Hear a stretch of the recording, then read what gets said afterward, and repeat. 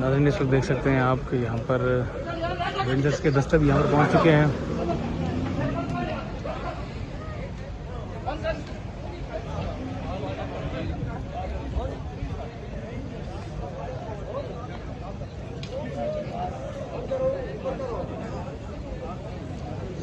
SSP साहब इस वक्त यहाँ पर पहुँच चुके हैं। आप देख सकते हैं एसएसपी साहब को, जबकि ये कुछ ही देर के लिए, क्योंकि वो गाड़ी गुजरनी थी, टैंड को नीचे किया गया, कुछ पुखला अंदर आने की उन्होंने कोशिश की। तो आप देख सकते हैं कि पुलिस किस तरह से ट्रीट कर रही है वकला साहिबान को कि वो अंदर दाखिल ना हो सके।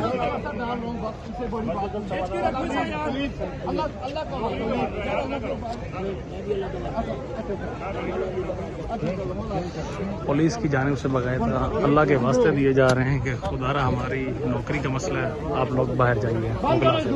और अब दोबारा से टेंट का ये हिस्सा बंद कर दिया गया।